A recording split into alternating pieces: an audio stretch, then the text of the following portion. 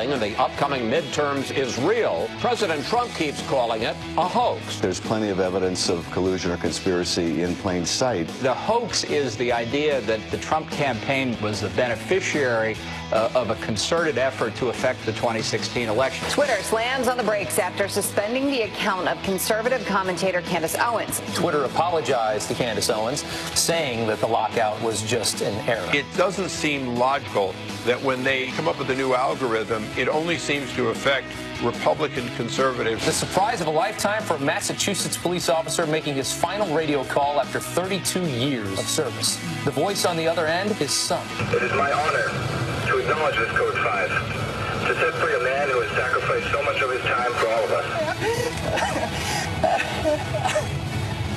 He can come home. Hey, now here we go, DJ. Don't play nothing slow. Keep those girls out on the floor.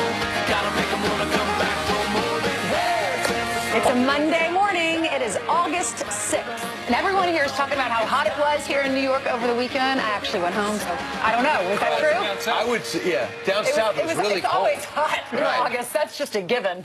Especially South Carolina. People don't complain in South Carolina, but it's way too hot. It is very hot, but there are so many benefits. It ain't the heat, it's the humidity. We had a lot of heat yesterday, and we had a lot of rain on Saturday. That's what you missed. All right. Meanwhile, there was a lot of heat. The president had a rally. There's a special election coming up Tuesday, so he's trying to rally people in Ohio, which is usually a big-time red district. They're having some struggle. The Republicans having some struggling right now, so we'll have to see how that comes out. So there's drama built into the week already. That's right. That district is currently a dead heat. That's why the president went out there. Meanwhile, we're going to talk a little bit about the second city, Chicago, and we start with a Fox News alert. A terribly violent and bloody weekend in Chicago has ended with at least 10 people dead after dozens shot. Rob Schmidt joins us live with the disturbing numbers. Rob, some people calling it a war zone. Yeah, that's right. This is mostly the south side of Chicago, another summer weekend there. One Chicago paramedic describing the city as a war zone, Ainsley. Here's a breakdown of the shooting numbers from over this weekend alone. Between Friday and Sunday, 63 people were shot in the city of Chicago. 10 of those victims at this point have died. One of them, a 17-year-old boy who was just riding his bike. 34 of the 63 were shot between Saturday and Sunday morning alone, and 25 people were wounded within a 2.5-hour period over the weekend. We are the ones who can stop the violence in our own neighborhood. Whatever the police does, you know, what they do good, God bless them, that's their job. And at the same time, we cannot keep tying these police hands. Well, Chicago police say most of the shootings were targeted and related to gang violence, with gunmen opening fire in large crowds. Again, most of it happening on the south side of the city. President Trump predicted Chicago violence would get worse more than 2 years ago, tweeting in 2016, quote, "Crime is out of control and rapidly getting worse. Look what is going on in Chicago and our inner cities. Not good." Chicago police say they're working with other law enforcement groups to try and get gangs off the streets to try and make the city safer. Guys, if we were talking about one incident where 10 people were killed and another 55 or 53 were wounded, it would be wall-to-wall coverage on most networks. It is a really bad situation in Chicago, and unfortunately, it's just another summer weekend there. Right, Rob. Thanks so much. Appreciate it. Meanwhile, when you talk about Chicago, you talk about a problem the president even spoke about on the campaign trail. At one point, people got to put down their partisan hats and say, if the federal government has to come in, the mayor's got to go and say, Mr. President, can you help me out? There could be leaders coming together. Also, there's a guy on the president's legal team that knows how to solve chronic crime problems. He straightened out New York City in a way that we're still the beneficiary of. And that is Rudy Giuliani. The way he combined with law enforcement to take back the city block by block, that's what's got to be done in Chicago. But here's the thing. Apparently the feds are helping them with increased law enforcement, but, you know, when it comes to additional National Guard or something like that, nothing like that has happened. But I was reading the Chicago Tribune in the last hour, and the gangs are unafraid of any repercussions by the cops. And that's why they're going by, and keep in mind, Lollapalooza was this weekend, so there was increased police presence in wake of what happened out in Vegas, and they targeted people just standing around there. They targeted people who were standing on a porch after a funeral, and a block party. They feel that they can shoot into a group and there will be no repercussions. There was a group just standing around talking, and there were children there and adults. A 14-year-old wounded this weekend, 11-year-old wounded this weekend, a 17-year-old killed. The mom was saying, this is just senseless. They took my baby. A 19-year-old shot in the back of the head. Finally, people in that community are standing up. They're protesting. They're calling out the mayor. They're saying, why do you keep getting reelected? Do something about this. The president, when he was on the campaign trail, said, if I have to, I'll send in the feds, or said that right after he was elected. This is a retired Chicago police sergeant, and he's calling out the mayor as well. Listen. The mayor's, buckling under the Department of Justice, ACLU, Black Lives Matter, everybody else to get a consent decree, and he's not letting the people that do the effective policing have a voice in what they need to improve the conditions. What could he do to make things better? Abdicate his throne. Oh, man. As bad as it is, I was reading as well that local authorities are saying that gun violence is decreasing. The Chicago Tribune says there were 533 fewer shootings as of this weekend than there were last year. Unbelievable. Wow. Is the president going to do something? Stay tuned, because the people out in Chicago want him to. All right, yesterday on the Sunday shows, of course, you can't have a Sunday show without opening up and talking about the collusion and the Mueller investigation. And one thing that I think that this Margaret Brennan is doing a great job on Face the Nation. And here's his with talking with Adam Schiff, and basically asked her, so far, despite what you keep saying and keep indicating, has there been any proof of collusion or conspiracy with the Trump administration when he was a candidate? Listen. I think there's plenty of evidence of collusion or conspiracy in plain sight. Now, that's a different statement than saying that there's proof beyond a reasonable doubt of a criminal conspiracy. Bob Mueller will have to determine that. Well, then Trey Gowdy went on to say, he was on another show, he said not one scintilla of evidence. He disagrees with Adam Schiff. He said, rest assured, Adam Schiff would have leaked it if there were evidence. That's right. John Bolton, however, who's part of the president's team, said, what's he talking about? There's no collusion. What he's saying by the hoax is the idea that somehow the Russians directed and controlled his campaign or direct and control his administration, that there was some conspiracy or some violation of U.S. law. The hoax is the idea that the Trump campaign was the beneficiary of a concerted effort together with the Russians to affect the 2016 election. As to that, I don't think there's any evidence publicly. What John Bolton was trying to say to those people who say the president contradicted his own cabinet secretaries when they came out and talked about the Russian meddling in the past election and fears for this election, in that comprehensive, almost unprecedented afternoon press conference in front of the media. And the president went out that night and said, this whole Russian thing's a hoax. What he's trying to say is linking us to the Russian meddling in the election. Right. That's what he's talking about. And by the way, everybody understands the difference. It is totally disingenuous for the press to say the cabinet secretaries are speaking out to contradict the president, who doesn't seem to get it. He gets it. He's the one who told them all to go out and say that. Over on ABC, Jay Sekulow, who is the president's one of his personal attorneys, he said that they are still having conversations with Robert Mueller's team about whether or not the president would testify. They're leaning toward no sit-down, but then again, the president might not take his own lawyer's advice, he said. Also, separately, Paul Sperry, the investigative reporter, he tweeted out that, he said essentially, stand by, the president will declassify 20 redacted pages from the June 2017 FISA application renewal.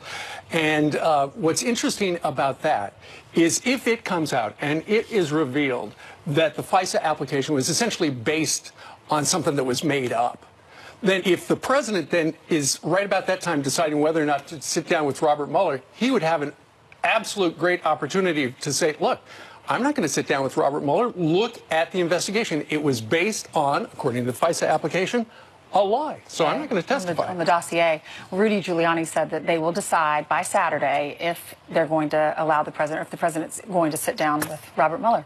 Right.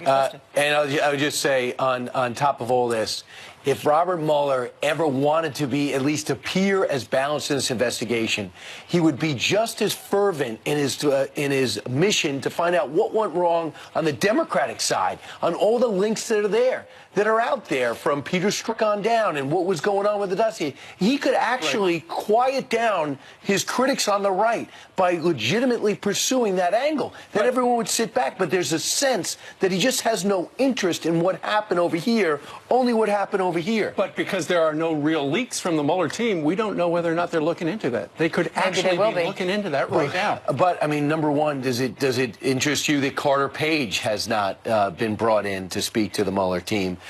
Hillary Clinton has not been brought in to speak to the Mueller team. They have not really re-interviewed Peter Strzok to say, you know, why did you not swear her in when you went one-on-one that Saturday right after the weekend of the 4th of July? All we really know about what the Mueller team is doing is they're prosecuting the case in Alexandria, Virginia right now regarding Paul Manafort. Everything else... We know the witness list. Everything else, we don't know what they're doing with those guys. Well, Marco Rubio said just let it pan out, let it play out, let them figure out the investigation. Hopefully we'll find out some answers soon. It's easy because Marco Rubio's not the one being investigated. Yeah. All right, Jillian has some headlines for us. Hope you had a great weekend. I did, thank you. You too. Good Monday morning. We start with the Fox News alert right now, so let's get you caught up on this. The Trump administration is ready to reimpose sanctions on Iran. The penalties will go into effect just after midnight tonight and will be the first since the Obama-era nuclear deal was scrapped.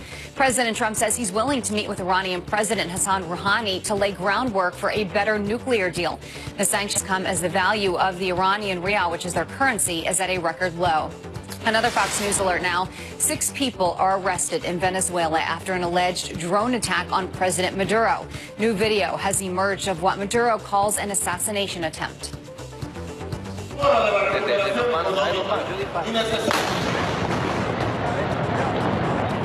Drones reportedly packed with explosives. Look at that, exploding as Maduro spoke during a military parade in the socialist country. He later said a group of terrorists and assassins were detained. Some firefighters said the blast was merely a gas explosion at a nearby apartment building.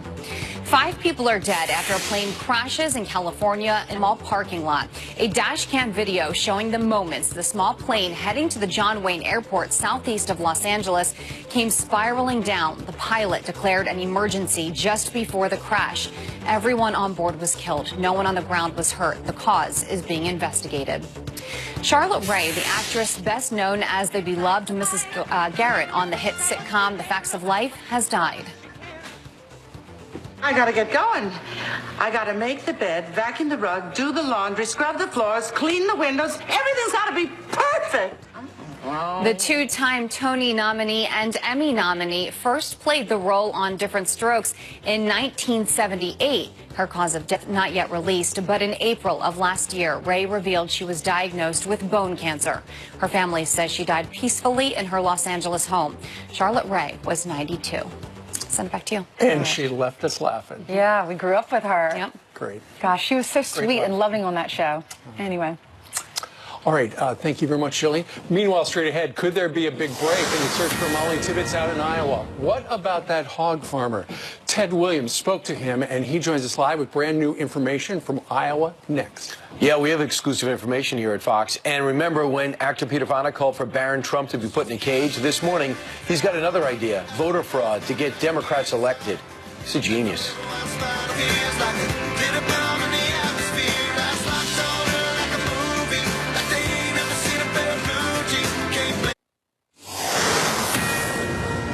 I don't even remember what they asked me. It was a waste of my time. I know that. I have no idea what they're doing. Yeah. It's just a bad deal. Fox News alert, that is that Iowa pig farm owner with a history of stalking arrests, questioned for apparently the 3rd time now by authorities in connection to the disappearance of 20-year-old Molly Tibbetts. This as a neighbor telling Fox News a suspicious black SUV was slowly circling the area the night Molly vanished nearly now 3 weeks ago. Fox News contributor and former detective Ted Williams spent the weekend working the scene in Iowa. He was there last week as well. He spoke to that farmer, and he joins us from D.C. with the latest. Ted, when you were talking to the farmer, I'm kind of curious. Apparently, he has declined the police's offer to take a lie detector. Why is that? Yeah, you know, that's very interesting. And when I spoke to him, I asked him with some specificity, why won't you take the polygraph? And he said, no, no, and he continued to say no. I said, well, don't you want to help out there? And he said, yeah, but no, I'm not taking the polygraph, is what he represented. Right. And it sounds like the police have talked to him 2 or 3 times now. Was it on his property that they did find a red shirt that would have matched her red shirt that she might have been wearing in advance of going to work the next day? Well, they found a red shirt that she would normally wear to work, but they, as of this time, from what I understand, they've not been able to show a nexus between that red shirt, and no, it was not found on his property, but right in the vicinity of his property is my understanding that they found his red shirt. Okay. Also, there was a story, I believe it came out on Friday or Saturday, where the police had located the body of a 20-year-old white female in Lee County, and there was some suggestion that maybe, while it wasn't Molly, there could be a connection.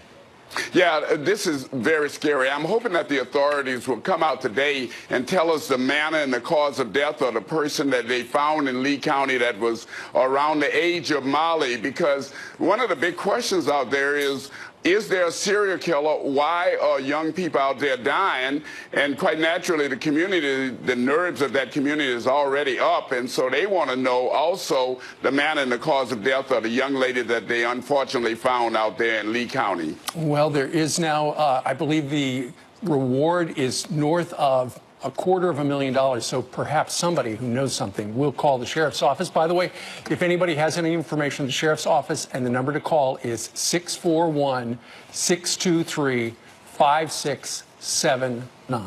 All right. Ted, thank you very much for joining us this morning from D.C. Pleasure. All right. Thank you, sir. All right, 6:20 now here in New York City. Army Corporal Terrell Fuller was just 20 years old when he went missing in South Korea in 1951. This week, his body is returning home. His great niece joins us live with what this moment will mean for the entire family. That is coming up next.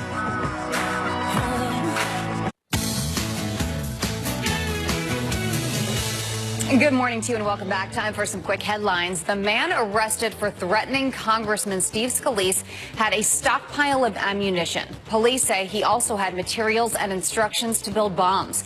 The New Yorker was arrested last week for leaving threatening messages for both Scalise and Congresswoman Kathy McMorris Rogers last month. Scalise was nearly killed in the shooting at a congressional baseball practice last summer. And the son of Osama bin Laden is now married to the daughter of a 9/11 hijacker. The family of the dead terror leader telling The Guardian 29-year-old Hamza bin Laden, here on the left, married the daughter of Mohammed Atta. The family says Hamza is now an al-Qaeda leader himself, vowing to avenge his father's death. Brian. And Ainsley, thank you, Jillian. Defense officials say the remains returned to Hawaii last week could take years to identify. So what do the families of these Korean War service members have to look forward to while they wait? The family of Army Corporal Terrell J. Fuller can tell them the remains of the 20-year-old who went missing in action back in 1951 and was declared dead by the military in 1954 is finally returning home to Georgia this week, and he's going to be escorted by his great-great-nephew, who is also an Army soldier. Here to tell us more is Terrell's great niece, Amy Hicks, and it's her son who will be traveling to Hawaii this week for this great family moment. So, Amy, what's it been like for you since you got word that the remains were there and now you're finally getting definitive answers? It has been amazing. Just a lot of support from the local community. I've had so many calls from news media, just, trying to get the story out there and trying to see what they can do to help make it such an easy process to get him back home. He was 20 years old when he went off to war, so he didn't have a wife, didn't have children. I know he would be so grateful to know that his family is still remembering him. What was it like growing up? Did your family talk about him a lot? I never heard too much about them talking about him. My mother, you know, she was 5 years old when her father passed away. So when Terrell went missing, my mother wasn't born yet. So there wasn't really too much talk about Terrell when she was growing up. She probably heard, you know, his name here and there, but as far as much, you know, learning about him or knowing, you know, about his lifestyle, there wasn't really much talk about that. Why was it important for your son to go and go with the remains as your uncle comes home? It's an honor for him to be able to go out there and get the remains and bring it back. Not only with him being military, it gives him a deeper understanding as to what life in the military means. You know, most people look at the military, you go out there, you're putting your life on the line. This is what you see behind the scenes when, you know, your soldier, your loved one doesn't come back home.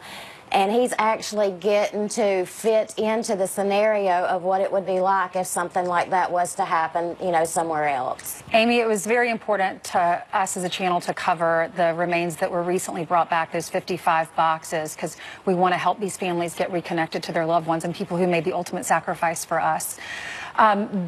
Your uncle was brought back, I understand, in the 90s, is that right? Because there were remains that were taken to Hawaii back in the 90s. And did your family get Correct. a call then to say your uncle's remains had been found?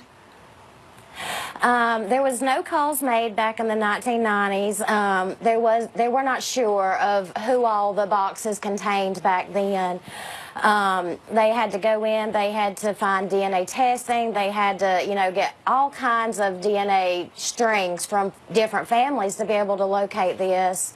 And from what I understand, when his remains were brought over, they actually contained the remains of 5 different soldiers. Wow. So they had to piece together each skeletal, you know, bone and do DNA testing on each specific one in order to determine who was who. So when did you find out that it was your uncle? It was April of this year. All right, and lastly, what about the families wondering if their great uncle or their grandfather or their loved one is in the last shipment? What advice do you have for them? Just hang in there. There's always hope. You can always, you know, just sit back. Provide the DNA testing, definitely. If no one reaches out to you, definitely go on the DPAA website. There's a link on there that you can contact them to, you know, provide your DNA, but always stay in touch with them, keep the DNA going, and just hope for the best. All right. Amy, thanks so much. Amy Hicks, appreciate it. Thank you. And it's wonderful. Your uncle will never be forgotten. Right. And Tell your son thank you for his service. And also, I think everyone should take some time and look up that Korean War. They called it a conflict. The people that fought in the war, it was a brutal war. The Chinese came in. We were unprepared. We ramped up in the middle.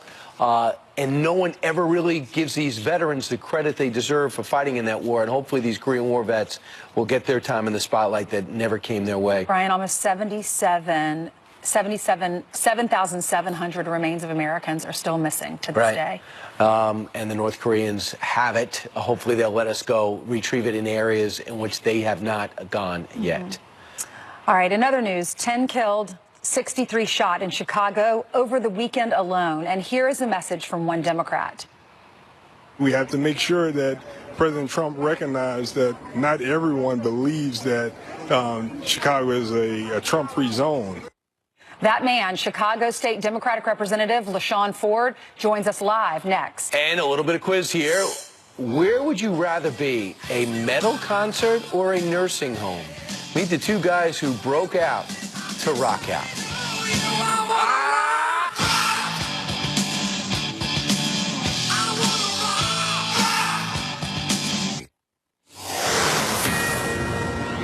This past weekend, gun violence ripping across Chicago, killing 10 and leaving dozens wounded. One protester who took to the streets on Thursday to try to stop the growing violence had a message for the president. We have to make sure that President Trump recognized that not everyone believes that Chicago is a Trump-free zone. If he's serious about helping the people in Chicago, especially on the west side of Chicago, I accept his help.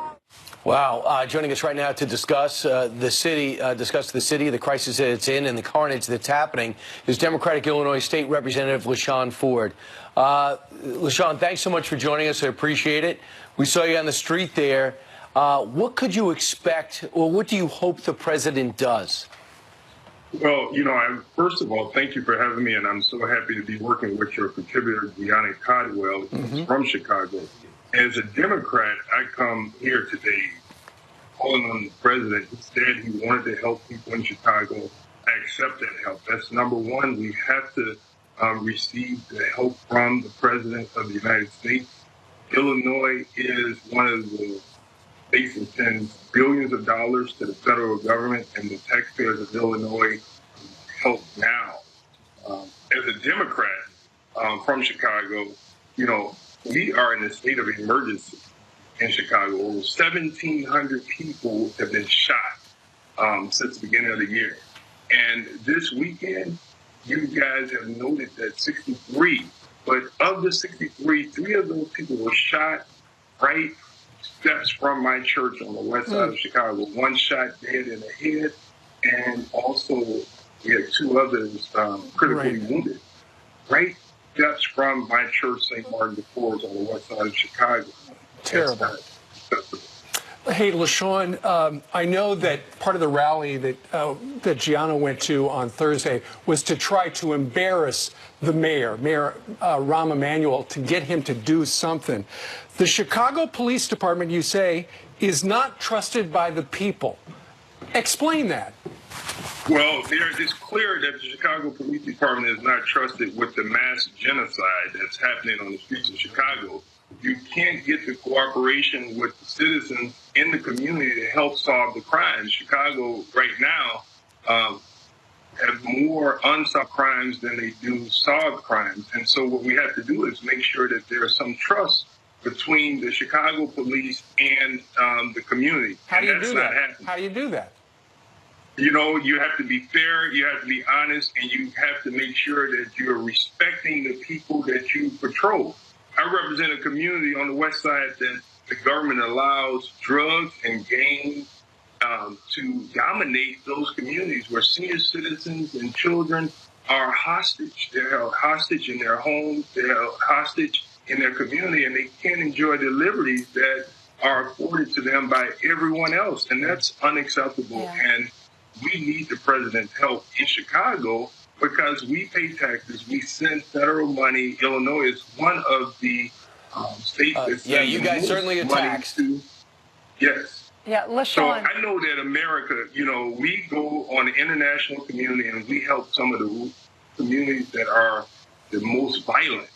And I know that we can stop the crime in Chicago if we can stop crime and make peace in the countries where I know that it's much more violent and there's more intelligence to it. We can't let the criminals outsmart our most intelligent people in America. We can stop this if we really wanted to. LaShawn, what's your message for your mayor, for Rahm Emanuel? I think the mayor, he must take away the thought that Chicago is a Trump-free zone, because taxpayers deserve to have the president come in and bring resources to the community. We need to make sure that the billions of dollars that we send to Washington comes back, and the mayor should be working closely with Trump. He should be working closely with the Labor Department. He should be working closely with the U.S. HUD, the Surgeon General, because there's so much trauma on the west and south sides of Chicago. We must do everything. LaShawn, he's very focused on he's very focused on people like sanctuary cities. I'm not going to throw the mayor under the bus. I'm going to let him know that I want to work with him. Right. I want to work with the police superintendent, and I want to work with your contributor, Gianna Caldwell, so that we can bring the community together and make things work. Well, but as long as we are divided and fighting against the president, it's not going to happen. Okay, there you've got the headline. Chicago is not a Trump-free zone. They need help. LaShawn Ford, a Democratic Illinois State Representative, we thank you very much for joining us from your home today. Thank you, Thank you very much. And good luck. Thank you, yes. Hopefully the president will bring him to the White House, bring some representatives to the White House, find out firsthand what the problem is. And maybe they can help. Hopefully, those poor moms losing their little ones. An 11-year-old was shot over the weekend. His point about senior citizens and children are hostage. They can't leave their house because they're afraid they're going to get killed. But the other thing is about cops. It's like it's a two-way street. Yeah, they have to. He wants more respect from the cops for the people. You have to show respect to law enforcement too. Absolutely. I mean, somehow that message got to get out. Well, the people don't trust the cops in Chicago, he says, and that is part of the problem. I'll tell you, we trust Jillian. Oh, thank you very much. Yeah. I trust you guys too. Thank you. Good. Isn't that wonderful? All right, now that we're all happy and trust each other, let's get you caught up on what's going on in California, because at least 20 people are behind bars this morning after violent clashes erupt between two groups of protesters in Berkeley.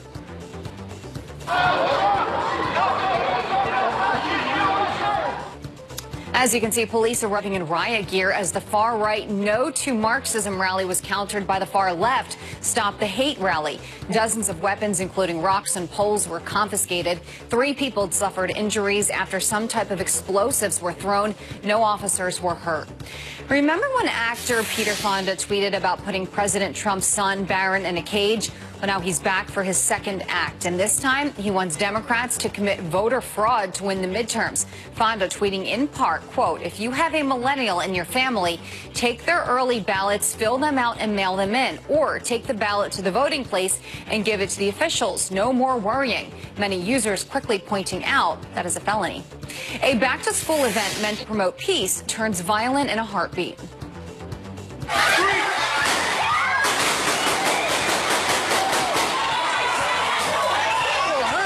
Video is hard to watch. Gunfire breaking out during that event at a Florida park. Fortunately, though, the shooting was stopped by a good guy with a gun. The bystander, who was licensed to carry, fired back immediately. The initial shooter was the only person injured.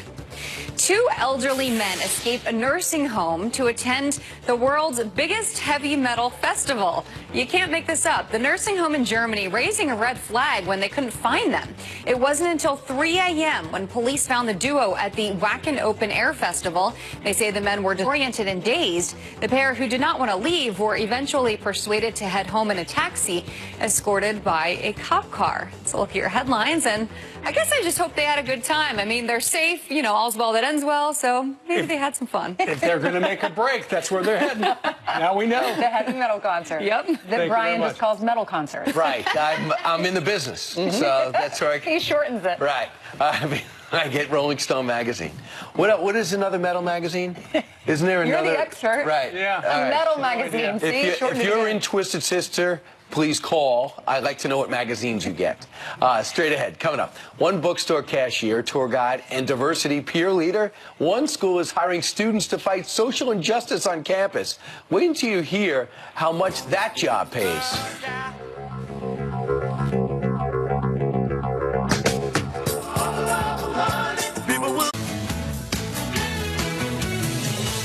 All right, time now for your quick headlines on this Monday morning. First up, Demi Lovato breaking her silence after being hospitalized for a drug overdose a couple of weeks ago. The singer saying on Instagram she's taking time to focus on her sobriety and recovery. Lovato ending her message with, quote, "I will keep fighting." All right. And a former NSYNC member is saying bye, bye, bye to dreams of owning the Brady Bunch house.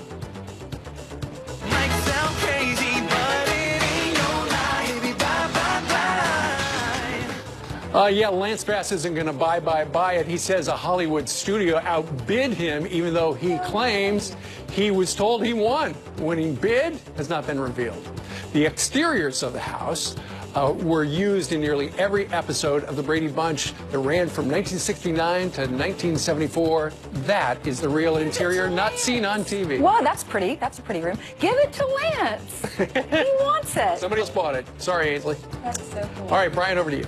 All right, Ainsley, we'll follow that story throughout the show. I'll continue with this one. Hey, the Trump administration having near unprecedented success confirming nominees to the federal bench. Now, 1 in 7 federal judges are Trump appointees. What impact will this have on an ever-evolving judiciary down the line? Here to break it down, former law clerk himself to Justice Gorsuch, who went on to bigger and better things, and director of the National Security Law and Policy Program at George Mason, Jamil Jafar. Jamil, great to see you. Hey, good to be here, Brian. Well, what an impact he's made already, right? Let's begin. Here we go. This is compared to other presidents. Yeah. President Trump, a year and a half in, has got 24 opportunities. He's filled them.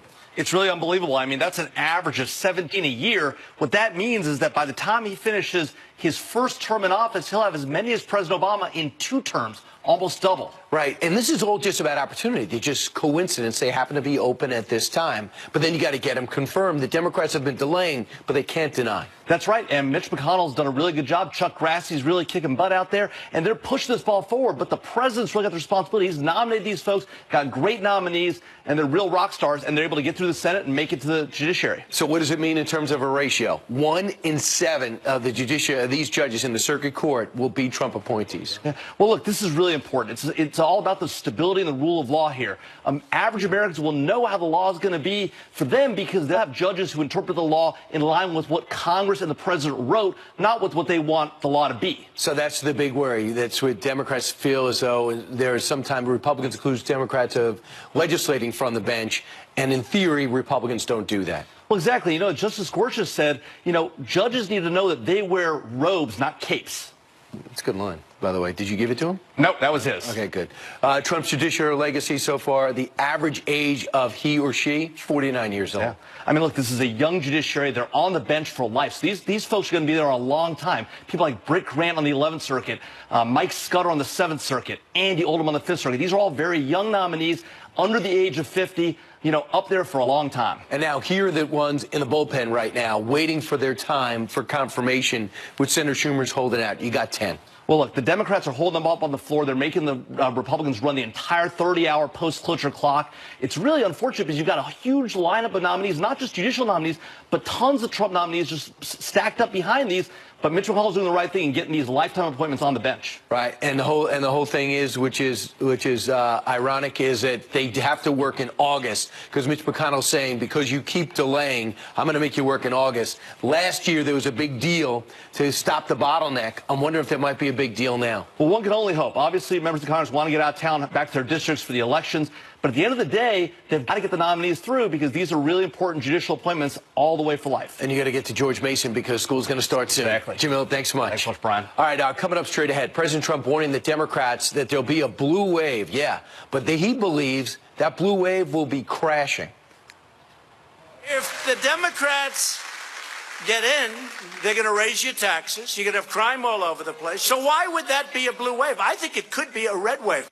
We'll see as early as Tuesday to get an indication last special election. We're breaking down the numbers that could spell trouble for Democrats and might not. Plus, bookstore cashier, tour guide, and diversity peer leader, one school hiring students to fight social injustice on campus. Seriously, that story next.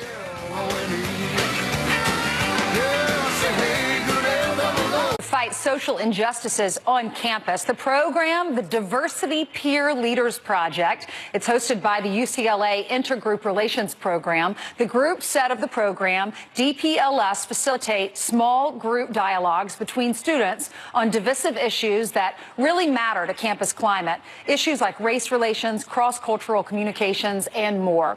So what exactly are these issues? And how much are students paying to fund the program? With us right now is campus reform correspondent and UCLA student Arik Schneider. Arik, thank you so much for being with us. What do you think about this program? Is it necessary at UCLA? Well, I don't feel like it is necessary. Currently, many of the programs that UCLA already provides, many excellent programs, already cover most of the things that this program is supposed to solve. For example, there's the issue of sexual assault. We already have many programs that receive hundreds of thousands of dollars to combat that issue. We also see issues like racism and sexism, things that, again, this program apparently claims to cover, but is already addressed through other programs. It's just a waste of student funds to address the leftist agenda. And you have to pay this, right? It comes out of your pocket. You work hard. You have to pay $1,128 in student services fees, along with every other person on your campus. And that money is being spent to hire these diversity peer leaders? Exactly. It's our money going to programs that we just don't support. It's another example of the administration taking our money and using it for things that not a lot of people want. It's something that Campus Reform has reported on. It's something that your own show has covered many times, where college administrators decide to take mandatory student funds and use it to advance their own personal causes. What would you rather do with your money? Personally, I'd rather give it to the engineering department so they can buy more equipment, give it to the anthropology department so they can discover more cultures, give it to the biology department so they can develop cures for various diseases.